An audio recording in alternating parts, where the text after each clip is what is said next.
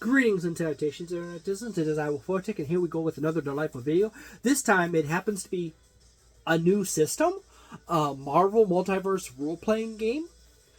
Not by far the first Marvel or superhero-themed role-playing game system. Many people swear up and down that the old TSR Marvel RPG or the FASA superhero system are the two best ones. However, I never played those two, so I can't give you any more information on that. At some point I might pick them up or hunt them down and show them off a little bit. But there you go. You happen to have a interesting blend of characters on the cover. It is a moderately thick book, fairly hardcover. It MSRPs for $60. And you clearly see that there is a emphasis on the multiverse on the backside. Now, obligatory rant about multiverses in TTRPGs. The problem with multiverses in TTRPGs is that it adds extra, like in any genre, if it's movies, multiverses, if it's books, TV shows, games. Once you have multiverses or parallel realities involved, you can run into situations where the impact of the story is diminished because you can just have a parallel reality version of a character show up. You can do all kinds of things can crop up all out of the place, out of the corners, and it could create a sense of erasing seeing the impact of events because an alternate version character shows up or something like that. And it also makes continuity harder for people to follow, but also the fact that it multiplies lore by magnitudes. So it instantly makes it harder for people to really get comfortable getting into it, because there's not just a single continuity that you have to follow. You turn into a situation where you have to follow many continuities. Otherwise, you don't get all the references and all the important points. Yet again, plain old solid tone color as you open the book. A lot of red and white color theming in the book throughout it, but they also have a nice mixture of colors here. I do like the table of contents, though, as they choose a different color to head each section.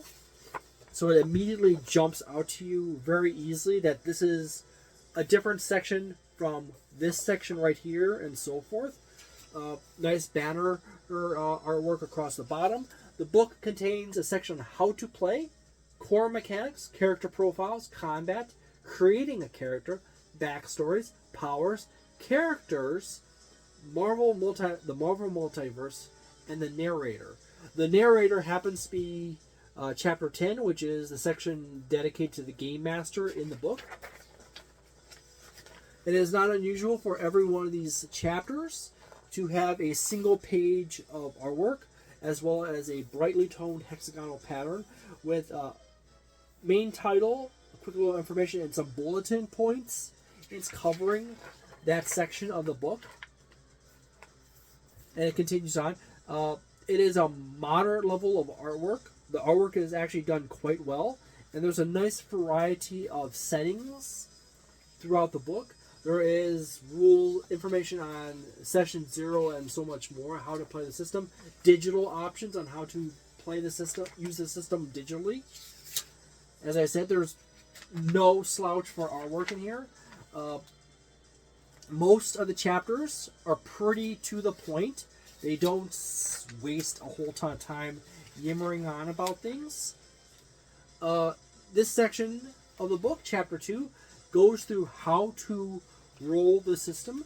By the way, this happens to be a D6 system, so all you really need to play the system is a bunch of D6s. Straight up. The only problem I have with the D6 system is that it requires that you have 2 dice of one color and one die of a totally different color. Because the one die that's a different color is important to the gameplay mechanics of the system. You can't have dice of all different colors, and you can't have d6s of one color. So you have to have like a bunch of blue d6s and a green d6, or a bunch of white d6s and a red d6, which is their demonstration piece right here. So there you go. And it explains how to stack all the d6s up and all the little important details of like the significance of the d6s. So there you go. So you got character profiles, which basically explains how to each mechanic in the system, logic, all the stats and everything else, how they work. The importance of how to read damage and traits and tags, and gives you several examples of various characters to build or replicate if you want. You got Spider-Man Peter Parker here, and both sides of the character sheet for him. You have chapter 4. As I said before, this book is pretty snappy and moves along. They don't waste time by just rambling on and on about all kinds of side tangents or telling you a bunch of stories. They know if you are interested in this system, you understand and know Marvel, okay? So they're not going to waste a whole bunch of time telling you about the lore of the world. That is one of the things that annoys me a bit and confuses a bunch of people when it comes to various TTRPGs, particularly when they're based around a genre or a franchise. And this is an important note that people have to file down, that some TTRPGs feel the need to over-explain what the setting is. And you would naturally, if you are interested in that TTRPG, so like Star Wars or Star Trek or something like that, you know Star Trek. You want to play that TTRPG because it's Star Trek, and therefore you would know a great deal about Star Trek already because you're a fan of Star Trek. Same thing with Avatar or Marvel or something like that, or DC or Star Wars. You are familiar from it from either the TV shows, the cartoons, comics, novels, movies, etc. So the fact that the TTRPG book oftentimes just go on and on about the world, the setting in the world, is annoying. That is not the case with this TTRPG. It doesn't waste time explaining what the Marvel Multiverse is. It just gives you enough information to know what specific variation of the Marvel Multiverse this is. And it has a lot of iconic moments and tropes from the Marvel Multiverse sprinkled out. So, as I said, there's a lot of famous important scenes you'll come to, and it doesn't waste a lot of your time telling you stuff. It tells you everything you need to know to play the system. It gives you enough flavor mixed into that, but honestly, they know you know what Marvel is. You know what Marvel Comics is. You know what the Marvel movies are. It's not going to waste your time with it. So, I have personally have not played this system yet. It might be on the list of things to do in the future, but you got a nice variety of characters throughout the entire book. So, as I said before, one of my favorite X-Men, Storm. I have a preference towards the 90s TV show Silver costume Storm over just the black and white 8 costume. Gives you some examples there. I skipped a bunch of pages. I'm skipping a bunch of pages right now. More artwork and so forth. This section right here, I have to back up because there's a really important point I have to make. This chapter right here, chapter 7, is powers. This is how you create the superpowers for your characters. There's ranks and powers, how many powers you have to a rank, and it explains the mechanics of the power system for it, and the different types of powers like elemental control, illusion, magic, martial arts, melee weapons, omniversal travel, and much more. So you got more artwork. So there you go. Resizing, plasticity, and so forth. And it gives you a quick list of all the powers related by group. Skip through. And then there's a bunch of powers. And this goes through many pages. There's different rank levels of a power. So you can build on top of, you got accuracy 1, you spend the points to get accuracy 2, then so forth. You got weather control, multiple levels of weather control and how it's defined. Skip a bunch of pages past the powers because I just gave you a taste of the powers. You got chapter 8, which is characters, which contains stat blocks for numerous Marvel characters, such as Abomination, Agatha Harkness, and it's organized by alphabetical. So you got Abomination, Agatha Harkness, Agent Phil Collins, America Chavez, AIM Agents, Ant-Man, Average Civilian, Baron Mordo, Baron Zemo, Beast, Black Bolt, Black Panther, Black Widow, Blade, Blue Marvel, Brawn, Bullseye, Captain America, Captain Marvel, Celia, Colossus, Crossbones,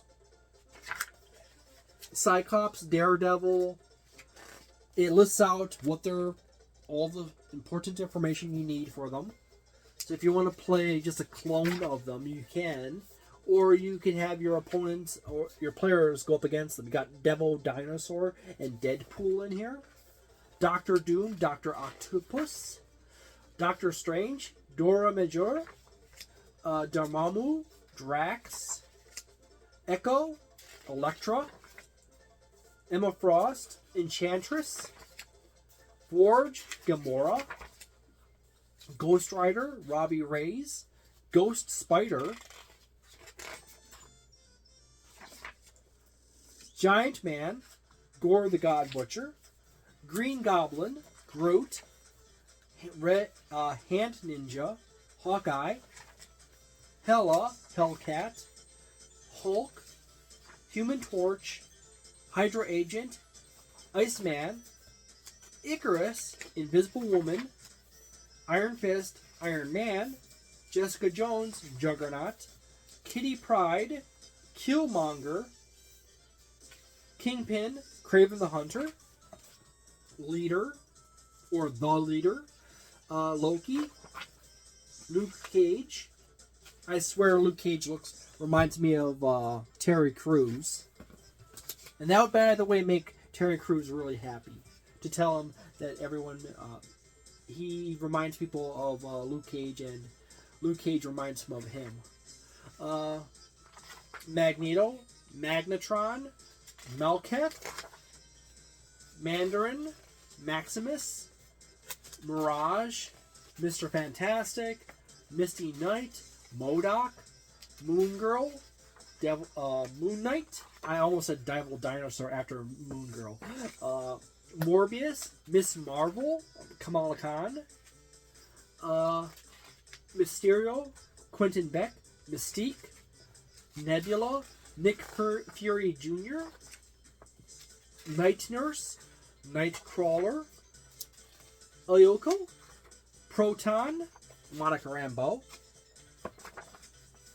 Professor X, Psylocke, Quicksilver, Red Skull, Red Wolf, Reptile, Rocket Raccoon, Ronan the Accuser, Sabretooth, Scarlet Witch, Shang-Chi, She-Hulk, Shield Agents, Shuri, Silk, Skrull, Spider-Man Miles Morales, Spider-Man Peter Parker, Spider-Man 2099 Miguel O'Hara, Squirrel Girl, Star-Lord, Storm. Incidentally, if you're curious, Squirrel Girl's rank 3, while Star-Lord is rank 5, and Storm is a rank 4. Higher the rank, the more powerful the character is.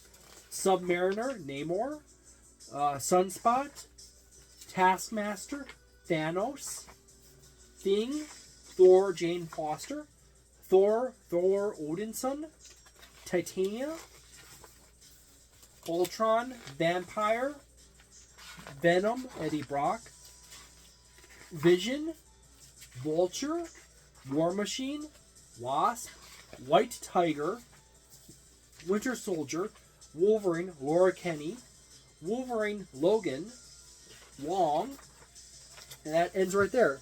And probably in future books they'll have more characters. Then you have Chapter 9, which is the Multiverse, which explains the multiverse, which is actually kind of nice that they put it in the back of the book, not in the front, first thing. Which then is the obligatory section explaining what is Marvel in the history. It's always kind of, as I said, it's always annoying when they put a huge section in the very front of the book that just goes on and on about the lore of the setting. And even then, in the case of the Multiverse chapter, that's actually a pretty short chapter, by the way. It just touches on all the important points and keeping in mind with the Multiverse. And then, as I said, you have the chapter on the narrator, which they chose the Watcher to have the artwork for that. So that's neat. I'll skip that whole thing. You got an appendix section that contains all the power trees of the powers.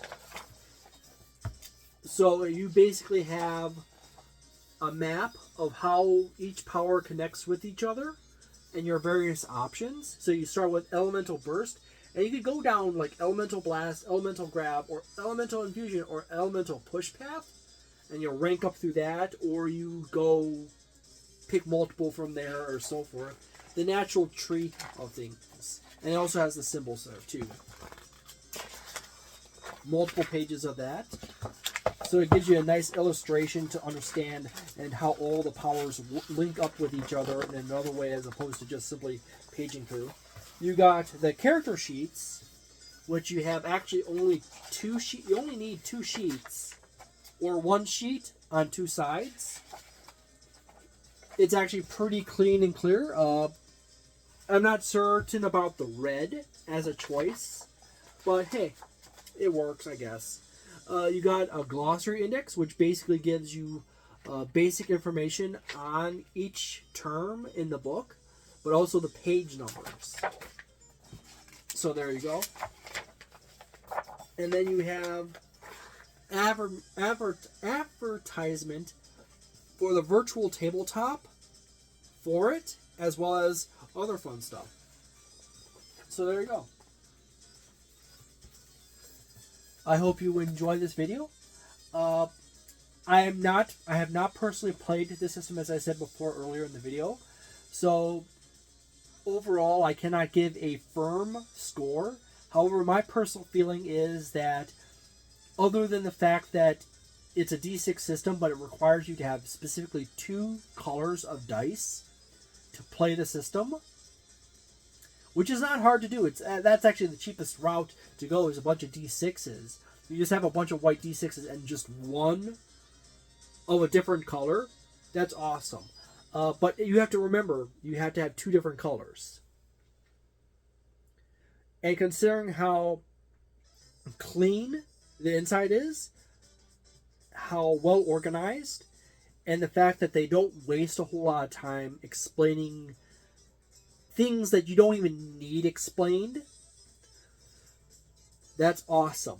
Could probably use more explaining or examples of stuff to understand how the mechanics work better.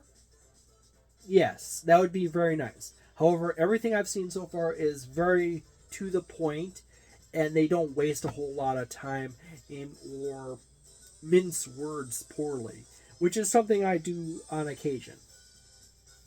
So, this feels to be around a 4-star product preliminary score. However, that's not ironclad.